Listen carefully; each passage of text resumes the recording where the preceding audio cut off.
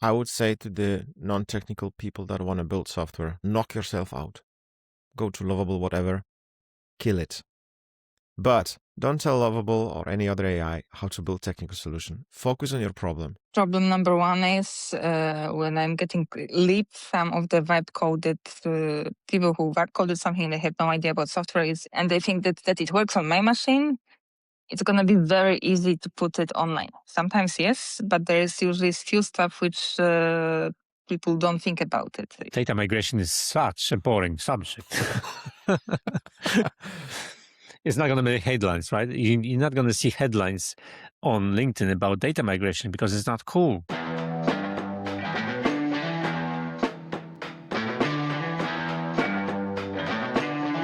Hello. Hello. Hello. I think it's time to talk about something we don't want to talk. Now, we promised that Please don't promised say each other. Don't say AI. Don't say AI. No. We Not promised again. we promised each other we will not talk about AI again because it doesn't make any sense. And yet there is here we anyway are. too much noises. And yet here we are. But we are going to talk about the effects of AI. So we are not going to be talking about AI at all. We're going to be talking about the more interesting parts. But basically, just recently I spotted a few interesting discussions, and I also met people that simply asked these very important questions, and they were all non-technical people. What do I really need in order to create and maintain software? And that was, of course, the byproduct of people using AI and Lovable and all the other products where you just type in your prompt and it builds you the whole thing. And the idea is, let's try to answer, what do you actually need to create and maintain software? And can you somehow draw a line where this thing maybe doesn't have to be so borderline? I'll answer like Paulina usually does. It depends. Well, it does. It does. But Jarek, you had a great idea, actually. I did? Wow. Okay, that's the first. Yes. Yeah, that was actually the one about not making this hard distinction, because basically, in order to create software and maintain it, you have to have certain knowledges, certain skills. But there is a loophole which you found out. Yeah. So my take on this when we were talking offline before pressing record was, I believe that if you are building something just to scratch your own itch, something, for example, automatically process a file or avoid battling with Excel macros, why not vibe it, right? It sits on your machine. You're dealing with the files on your desktop or laptop. That sounds like an incredible use case for vibing a quick and dirty solution that does the job. And then I think we went on a small tangent, but the kind of a conclusion was, as long as you don't go outside, as long as you don't interact with the third parties, you should be safe. Should with the big caveat, obviously. So there is a class and group of tools and small utilities that I would say it's okay to build with vibe-coded approach, just because. Paulina, I have a comment for it, but if you send some of your scripts or whatever you do with this vibe-coded code, start sending some data online or something like this, and it doesn't matter it runs on your machine, it's under the umbrella of stuff which you need. There's a bit more stuff besides vibe coding it. Yeah, I completely agree. Like my kind of parallel would be, I as an engineer sometimes write a quick bash script to do something with the data on my machine because I want to extract something from the log file, for example. This is kind of the level of tool I'm talking about. Or maybe you have 1,000 lines in Excel and you want to extract a piece of it and you don't know how to write an Excel function for that. That's an example. As you said, the moment you leave your machine by sending stuff outside or even sharing the script with your colleagues, that's where you should stop and think before you do it. Yeah, totally. And macros in Excel really sucks. So you can avoid it by doing it outside, even if your data lives in Excel and you want to output in Excel, do it. Yeah. But I was actually following, in Poland, they have just implemented this system called KSEF, which is a central, basically every invoice you have to make in Poland has to go through this system. And obviously a lot of people started vibing solutions. And that created tons of funny problems because the data leaves your computer at that point, yes? And people started actually, committing invoices which were not there with the double tax and so on. It created all sorts of problems. So yes, it is dangerous, and this is the line. But this is not something that is ultimately interesting. If you do something which is just fixing something in-house, yeah, it's cool. You can do a lot of stuff. But the most interesting use case is when you actually go outside, when you start, getting the full potential of the tool. And the question is, what do you really need to create software and maintain it? Yes, because in that case, creating software isn't just vibing it. You actually have to put it somewhere. Yes, I think problem number one is when I'm getting leads, some of the vibe coded people who vibe coded something, they have no idea about software, is it works on my machine, but and they think that it works on my machine. It's going to be very easy to put it online. Sometimes yes, but there is usually few stuff which people don't think about it. It's security. It's a bit different. You might need to structure it a bit differently for it to being able to run online or wherever you put it, if it's cloud, if it's server, or if it's other hosting solution. Security. That's, I think, the biggest one. As also, I also followed the XF example. There was also, I think, someone put that all of their data got public because they got Yes. as free bucket or whatever was it public as well. So again, basics of security and not putting your data public, stuff like this. Yeah, and I think there is what we are seeing is a reaction of non-technical people at the frustration with dealing with technical people, where I don't want to spend a month waiting for my IT department to build a tool that I can vibe in an hour. And then, that's the sentiment I can agree with. You want to solve something, you don't want to wait for an engineered solution for which you don't necessarily understand why it's so complex, because it's not your domain. And then you go on and do that. But just like I don't understand everything about tax codes and what's important, how to build the bookkeeping for the business, just the same way, I don't think you, a non-technical person, have all the skills and understanding what goes into building software. So at some point, being an expert, something is important, right? Or relying on the expert knowledge is important. Yeah, and I think that because Paulina, she made this really good point. She said about the security, yes? Basically, every framework, every piece of software that you produce, if it's a little bit more complex, it usually requires external libraries, whatever it is, that has to be upgraded at some point, simply because of security issues.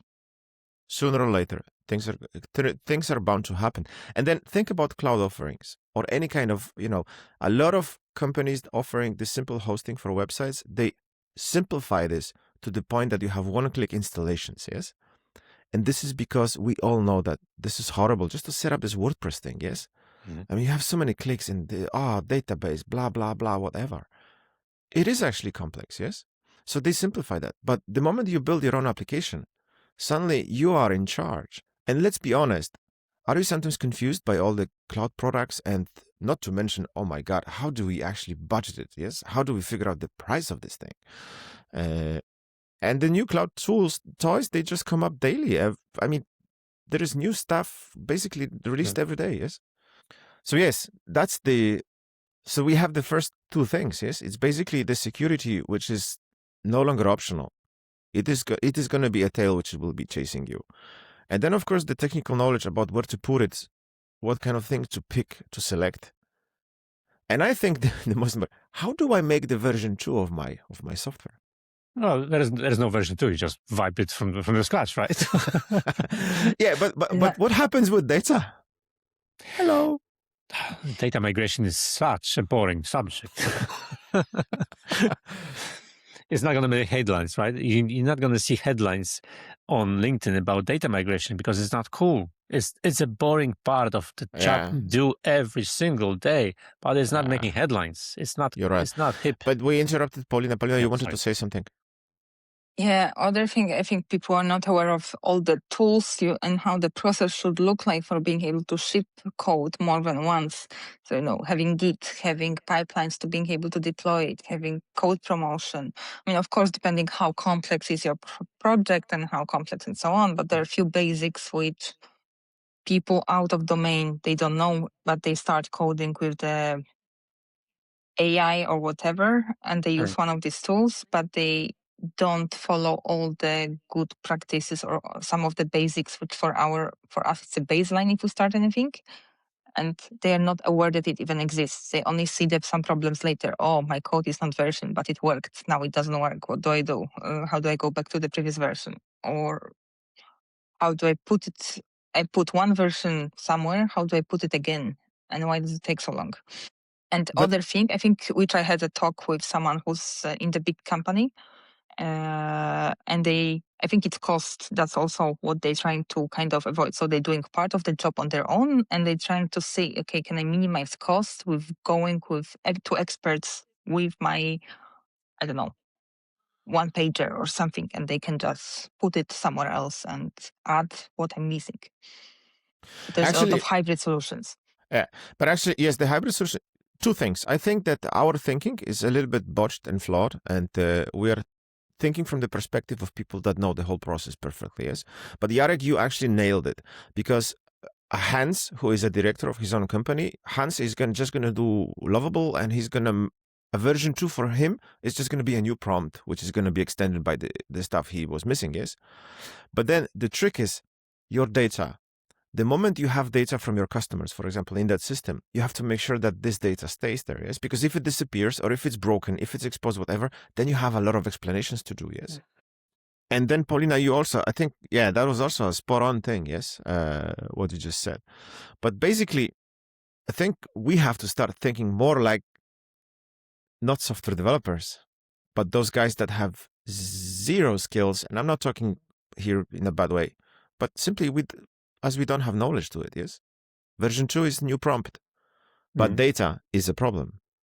Yeah, but I think that there is a interesting opportunity in this space. Because if you think about it, what AI vibe coding movement shows is how frustrating it is to deal with all the stuff we just talked about.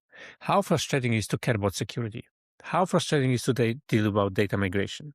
Maybe this is where the new wave of IT businesses will start growing, creating agent or whatever we call these days based extensions for deploying safely data migration based on some kind of agreed frameworks, just to make sure that those things which happen today, the vibe coded wave, which is not going to die by itself, how to make sure that we can productionize this movement, how to make it safer. Probably we're never going to make it safe, but safer, saner, and more manageable going forward. And maybe that's the future revolution of AI, where we no longer build software. We just build platforms for the layman to build software on top. And maybe there's a highly optimistic vision going forward. I know Lovable, it tries to be this. It's not. It's really not. And it's far from this. But there is a direction, right? It's happening somehow in a small scale or in a bigger scale also. Agenting systems, yes, because people basically code agents that have completely separate contexts and they try to check each other. But I still think it produces errors also, yes. It produces smaller amount of errors, but it still produces errors, and it all depends on how much money you have on stake, yes. But so we have found out this thing that new version. We have the security issue. We have a new version, which is basically a new prompt. But there is the issue of data conversion, which at some point, when the stakes are high enough, your version, your software is being used by many people, that becomes a problem. Yes.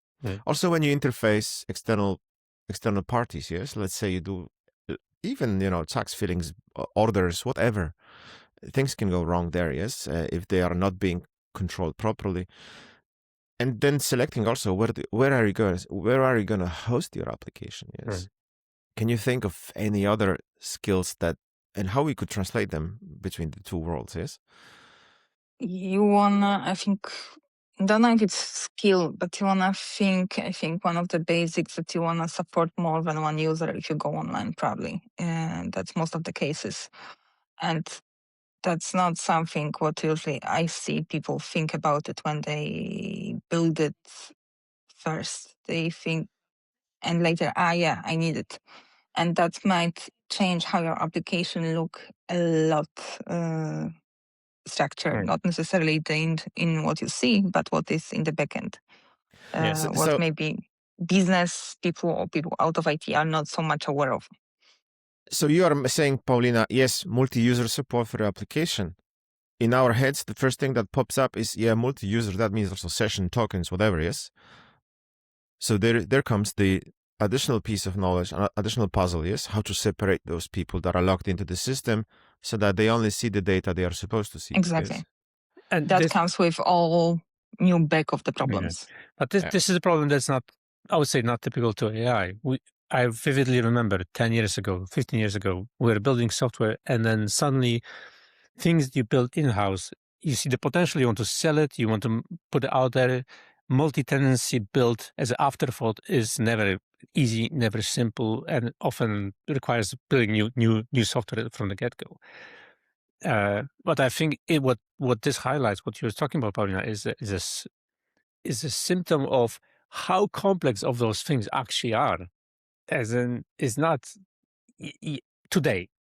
I'm going to eat my words in half a year when there's better models, but today it's difficult. Today AI cannot really help you with that in the full scale of problems. In half a year, maybe. Who knows what's going to happen in half a year? But today, you are asking for trouble if you do it. You're going to face the music at some point. Something's going to leak. You're going to have a crossover with customer accounts, suddenly seeing someone else's data because there is some missing key when selecting table, whatever, right? Those things are bound to happen. And I confirm that. And we know this. We are engineers who faced those problems before. We know those problems can happen. So even if we vibe coded, we can at least check. Can you, as a non-technical person, do this kind of reasoning and post analysis yourself? I adopted because I've been coding hardcore with Opus in the past more than 2 months. And I do this in this kind of like micromanaging style. And I confirm these things happen. And if it wasn't that the brain was up and running, things would go horribly wrong. But I would like to pivot a little bit because I'm going to throw my own LinkedIn post in your faces. That's from the last 15 years of me doing work. I found out one thing. When you digitalize any kind of a process, business process, whatever, yes, this translation to the digital domain is never one-to-one. There are certain tricks that you simply use to kind of like accommodate the human process in the digital domain. And I'm thinking that people without this technical experience, they will somehow try to do this one-to-one, which can lead to funny results, weird results, usability horror. And I'm thinking that people without this background, without this experience, they will try to force the version which is not taking into account this, yes? Which still might come up, they will come up with a solution which is probably going to give them some acceleration, but they might miss. In some way, like it depends who you're talking to. But again, if you're talking with someone who doesn't work with software at all, very often they try to, I'm doing this A to B, but in software, maybe you need to do A to C to B to being able to get close, but you cannot cover 100% to one-to-one, how it's supposed to look like. I agree. And I think they underestimate this complexity sometimes. Yes. I agree, but with slightly different twists. I actually believe that this exposes how we, technical crowd, overcomplicated certain things. The whole, like, to your point, Michael, like you say, oh, about edge cases, exceptions. I bet you if you think about uploading your invoices to this Polish invoicing system, you probably haven't thought about, like, what if the upload times out? Yeah, how do you handle this? What happens, right? Can you retry? Can you safely retry, or will you end up with 2 invoices uploaded? All those things. Yes, this is a real concern. We think about it. We deal with distributed systems. This is our bread and butter. But this complexity is our own doing, right? Isn't it? From the technical perspective, it's we invented those systems to work this way. What if, and this is highly hypothetical, what if this AI movement, the fact that people who are not technical try to solve business problems with software, expose how overcomplicated we made things? Why should I think about this timeouting thing? Maybe there should be an inherent, implicit way of making sure that my data ends up in the right place. I put it for upload, and there is a implemented contraption that makes sure that those things get uploaded eventually. Why should I, someone who wants to put an invoice in the system, care about it? And this is, obviously, there's no silver bullet how to solve it today, but it might be indication that we made our lives too complicated in the first place. That's one thing. Another thing is also, looking into business value sometimes, because I think for some use cases, we look into overcomplicate. I don't know, you need to upload the list, let's say, of stuff which doesn't change that often. One engineer can come and say, okay, you need the forms, you need to be able to edit it and so on. And it might be faster to just, if they don't change that often, if they change, let's say, every 2 years, it's easier to just go and change the list versus doing all this over engineering around it. So it's also, I think, a bit how we think sometimes, that a lot of technical people don't see also business part into it. And okay, how do I deliver and what is good in this use case, but what is the best technical solution for it? And that's two very different questions. Yeah. Because you might not deliver the business value, but you might deliver the great technical solution. Yeah. Overcomplication. The problem is that if you look on any kind of public software made by the governments, whatever, this is always a horrible pasta of the worst possible solutions crammed together, and you are forced to use them. And there are plenty of examples where these things go simply wrong. Yeah. If you would like to have a big change, it will have to start somewhere. And that's happening in more and more businesses, private businesses, because if you are not nice to your customer, if you don't make it simple, if you don't make it one click, who's going to take out their credit card? And in terms, if you think about, if you are the tax office, I don't care. You just fix it.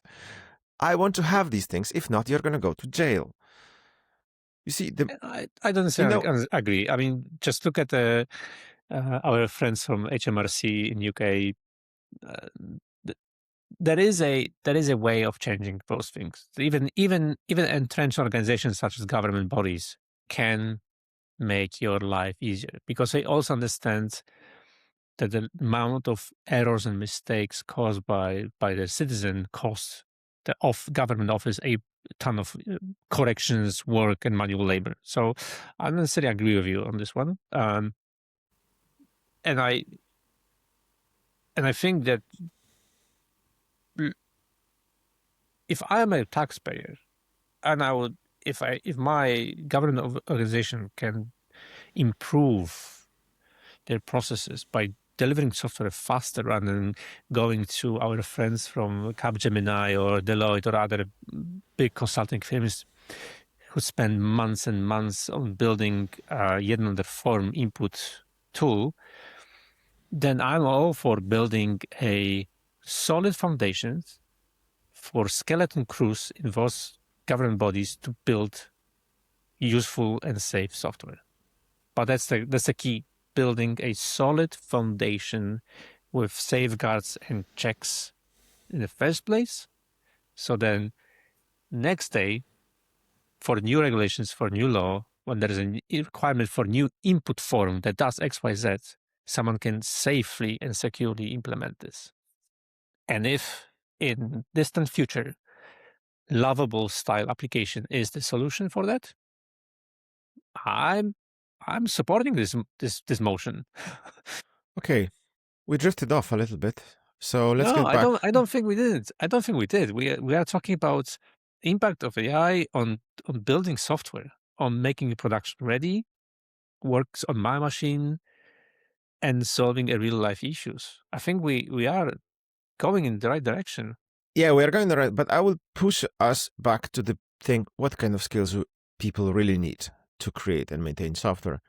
And we all know that today, yes, and we all know that this is not going to be easy, because Lovable and friends, this is a extremely good base, but this is also like, operating radio controlled bulldozers that actually can break walls. Yeah. Today they are not fit for purpose. They are not fit for building production grade safe applications that last, that deal with, as we said, migration, what Paulina highlighted multiple times, with edge cases of security, compliance. I can't. I don't even want to go into compliance side of Lovable, and co. Not. I don't want to single out Lovable. It's just the whole problem of the whole industry, I would say. So yeah, that is. But that is Paulina, ton of things. Paulina, you were getting you worked with some customers where you fixed vibe coded apps. Why people came to you? What was the reason why they came to you to have something fixed? What was the problem? If you can It works on my machine. How do I put it online? I think that's one of the things. Okay, so already there, that's a hoop, which is actually kind of complex. And then of course one of the topics is always the security and so on. Or how do we make it also, scalable? That it does not support only me, but it can support more users in parallel. That's the other thing. I think, Lovable, or if you need one pager website, sure, go ahead. If you need something more complexity where you store data and so on, it's starting to have an issue. I think the clue is, because you can use Lovable to build fantastic prototypes also, yes, but I think the clue is that you have to invest more energy and you have to have some knowledge if you would like to build software which you can safely put online for other users to enjoy, and software that is supposed to live longer than it works on my machine. Or it's more complex. Because at some point there comes the data. Of course, AI can help you build data conversions and so on. But basically, it's like working with a black box through a black box. Kind of like doing taxes, yes? A bit. So you get a new layer of complexity. I mean, we also know by working with the particular languages we already hire, we don't work with COBOL or something like this. Yeah, there's always. So I think we have some layers already which are kind of default, but right now, it's a kind of new layer which we attach. Maybe it's going to be a default in some years, maybe not. Let's see. Yeah, but right now, it's kind of annoying for me, at least, to don't see code always by default. So, okay, I use AI on daily for coding as well, but I see, code at the same time. So I know what's going on. Yeah, I think this is a really interesting perspective, Paulina, because how often when you build a distributed system do you think about TCP layers? Right? You don't, right? And I mean, unless something goes wrong and they start actually discovering the lost packets and whatnot. But this level of abstraction seems to move farther and farther and farther from the hardware. So yeah, maybe this is what's going to happen. Similar things were promised by serverless, didn't happen. There are still servers under the hood. Cloud also promised a lot. Cloud promised a lot. AI is a new promise. Let's see if it delivers. Something tells me it won't, but we'll see. Maybe I shouldn't be so skeptical. I think, in some ways, cloud make it easier because I see, I work with both on-prem and, for example, cloud, and I see, that complexity level on the cloud can be much more, but the entry level, it's easier than, for example, running on the servers and going more bare metal and so on. Absolutely. So it delivered some ways, but doesn't solve everything, and we completely don't go away from it. And I think that's the theme with all those solutions. Like they fix 80% of the common problems, but then you still need an expert for the remaining 20, right? You still need someone who can tackle the hairy, ugly 20%, which is often make it or break it. And I think that's exactly what's happening today with AI. If you were to sum up the whole discussion and within like 30, 45 seconds, make your own simple recommendation of the skills that entrepreneurs that have no prior code software knowledge, that they should have to build better systems, even that they are supposed to run on their own machines, yes? I'm not talking about just going immediately online. And if you could answer at the end whether it actually makes sense to get someone who has experience to help them actually prompt things. I think at the moment when it starts going, when you want to put it out, it's good to get someone to look at it, at least at the current stage of the AI, and to look into security, hosting of it, and if it's multi-tenancy. I think that's the three main problems, and compliance. But I put it under security umbrella. We can discuss if it's not or not. But I think these few things, it's basics to look into and get someone to look at, which we usually you're gonna not see everything when you get into it if you don't have IT background. And just, Paulina, you'll probably confirm this one. Having someone even to help you where to put it online, what kind of infrastructure to use, you can save tons of money. And because you also need to maintain it. So you question if you want to maintain it yourself or you want to have someone to maintain it as well. Because if you want to maintain it, you also don't want to have it overcomplicated. You don't maybe want to go bare metal if you can go cloud, or if you want to have simple page, you can maybe have, one-clicker hosting. So again, there's plenty of tools where you can go with, and to choose and to be aware of them. It's a lot of knowledge. Sure, AI probably can help you with finding some, but you don't gonna have full image, whole picture compared to people who work with it on daily. Jarek? I would apply the too good to be true principle always. So just like serverless, just like cloud, just like no code solution in the past. When you do something and you want to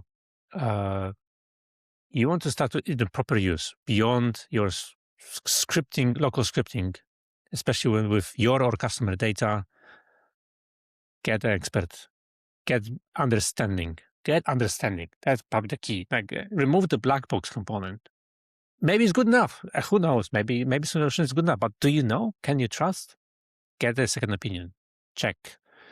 There's in-house opinion, whether it's external opinion. Do it. Always worth a check. Avoid the snake oil salesmen. I have a slightly different recommendation. I would say to the non-technical people that want to build software, knock yourself out. Go to Lovable, whatever. Kill it. But don't tell Lovable or any other AI how to build technical solution. Focus on your problem. Prompt a prototype, which you then bring to an expert. Because basically, I think this AI thing is going to help you visualize your idea, your problem in a much better way. And you're going to have something tangible. And as I recall from my experience, having someone to having something to criticize that everybody can see, this is fantastic. And this is going to save you a lot of money in the long run. So that would be my thing. Don't approach, I would kind of discourage people, if they don't have this technical inclination, I would discourage them from building systems which they have to put online. But I would definitely prototype yourself to death and then bring someone who knows what they are doing. So how does it differ from old style no code solution? Exactly the fact that the iterations are actually much quicker, because now you can have 5 prototypes ready in 1 hour. That is true.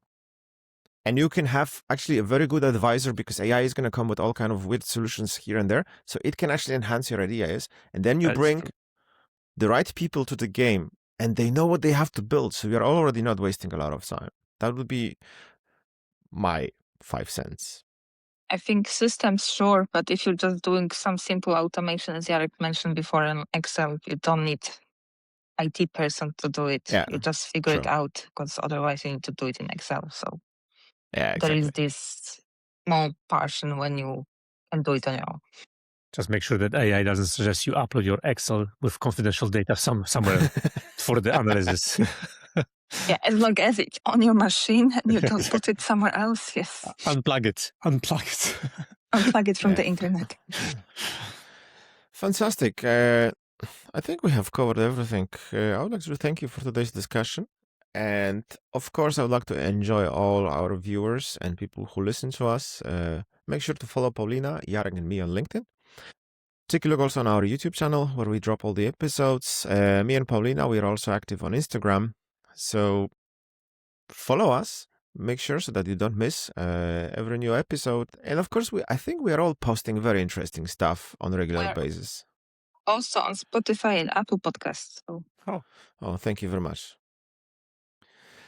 Fantastic. Thank you very much for today. I wish you a fantastic end of the weekend. And I'm a little bit jealous about the birds, which Paulina has in her background. But that's life. Thank you. Bye. And see you next time.